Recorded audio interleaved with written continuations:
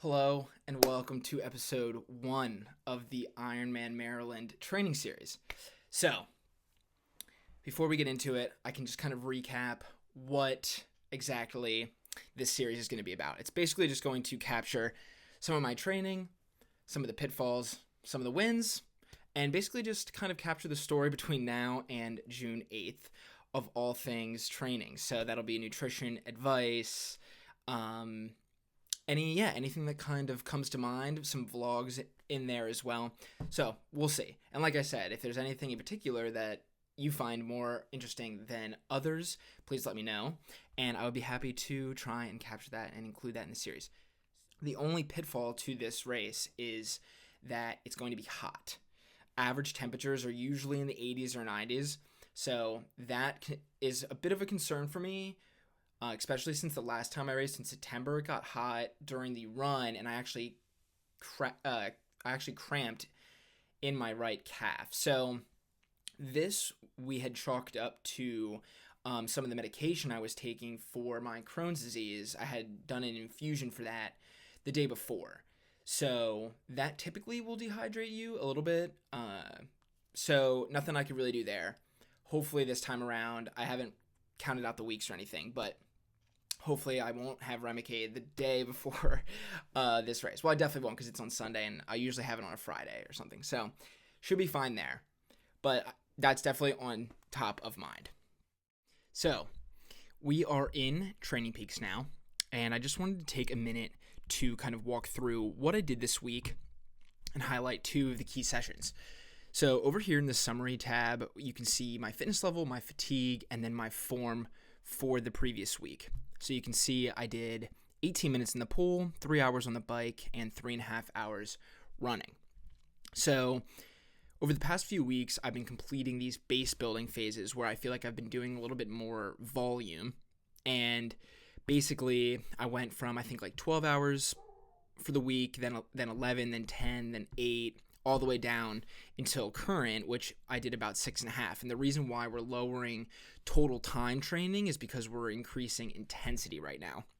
So on Saturday, I had a Zwift race, which I actually improved my FTP from 261 to 270.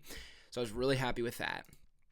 And I had a really strong climb during the race. So my average heart rate was 170, which is pretty taxing. So in a shorter race like this, like I said, it's a little bit more intense.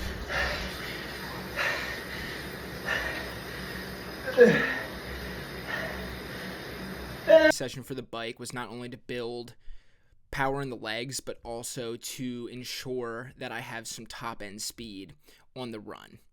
So that moves into, from Saturday to Sunday, we move into the run. So I did an impromptu half marathon on Sunday, and I only found out about it on Thursday. So we've kind of, if you look through on Friday and Thursday, I had a swim, I had a run, I had a ride, and then I did this race on Saturday. So I was building a lot of fatigue, and I was carrying a lot of load for this run, but I was still able to PR actually. So look into the analysis here. It was just 10 laps basically around, but you can see that I was under 1% for power to heart rate ratio, which tracks like your hydration level. So pretty hydrated. Or see here, my average cadence was 184. So that was something I was very proud of. I was trying to stand tall and trying to increase my cadence up to around 184 or 180 to 185.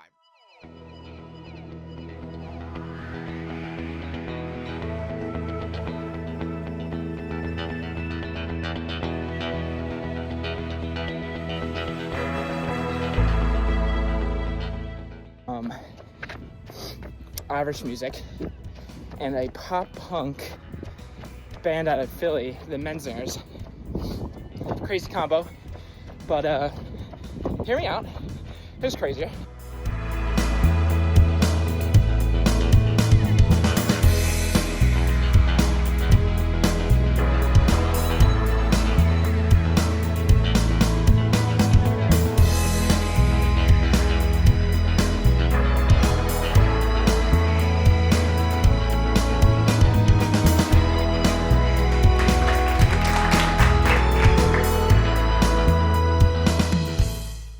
basically, as of right now, we've spent the last couple months really building a base. For example, instead of running a half marathon right away, right?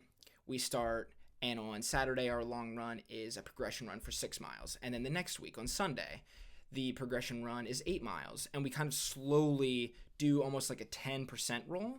Is generally a pretty safe, especially for new athletes in the sport. But one thing that I swear has been the number one tool for me outside of recovery and getting better sleep is consistency. I have not had to take time off much longer than maybe 3 days for injury, for fatigue.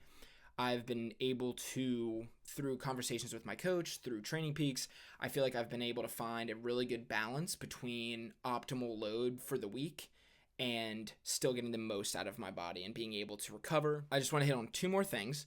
So the big thing that I had alluded to earlier will be hydration. So that has been one thing, especially with some of these more intense sessions, is to show up hydrated and also make sure that I'm hydrating during those bike races, during those runs, during those swims, to ensure that my body is adjusting to that amount of water. So it's a good rule of thumb to every once in a while, or as often as you can, fuel and hydrate like you would on race day. So that's one thing that I've been trying to focus on very much during this phase, is getting down as much water and electrolytes as I can during my training, and then obviously just being mindful of drinking water throughout the day. And then lastly, one thing that my coach has been trying to really get through my head is that it's very important to enjoy the moment, enjoy the process, and remember that, like, even though you're not where you want to be right now, where you are right now is important, and it should be celebrated. I can happily say that I've definitely been enjoying the training, the swimming.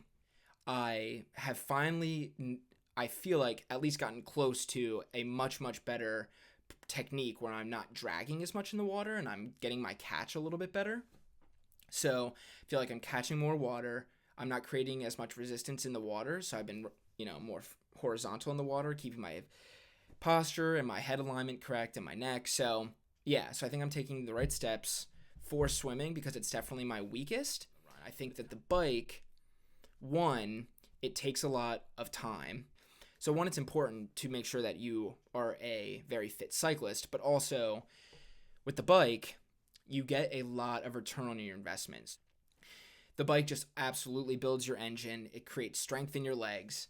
And when you supplement that with swimming and with some of these more intense running sessions like I've been doing, you get a really well-rounded athlete. So for episode 2, hopefully it'll be a little bit more vlog style and won't be me just like sitting here in front of you as much.